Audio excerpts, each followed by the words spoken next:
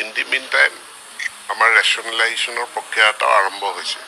আমাৰ প্ৰাথমিক শিক্ষা বিভাগত আগতে আমাৰ ছাৰ্ভিচ ৰুল নাছিল মাধ্যমিক শিক্ষাত আছিল যিহেতু প্ৰাথমিক আৰু মাধ্যমিক দুয়োটা শিক্ষা বিভাগ একত্ৰিত হৈ বিদ্যালয় শিক্ষা বিভাগ নামেৰে এটা নতুন বিভাগ হ'ল গতিকে এটা একত্ৰিত বিভাগৰ অধীনত একত্ৰিত ছাৰ্ভিচ ৰুল হ'ব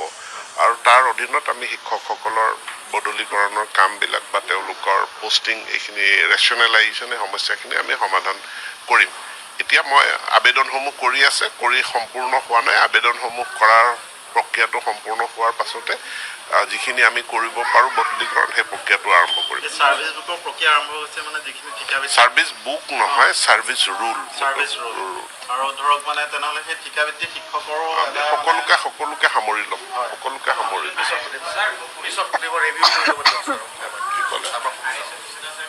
চাওক IS অফিচ প্ৰয়োজন আৰু ইতিমধ্যে ইয়াৰ পোষ্টবিলাকো ক্ৰিয়েট কৰা হৈছে গতিকে যিহেতু এখন নতুন ডিষ্ট্ৰিক্ট অকল মাজুলী নহয় মাজুলী বজালী বিশ্বনাথ চৰাইদেউ এই যিখন নৱগঠিত জিলা আছে জিলাকেইখনত পূৰ্ণাংগ কাৰ্যালয় আৰু বিষয়া নিযুক্তি দিওঁতে আমাক অলপ সময় লাগিব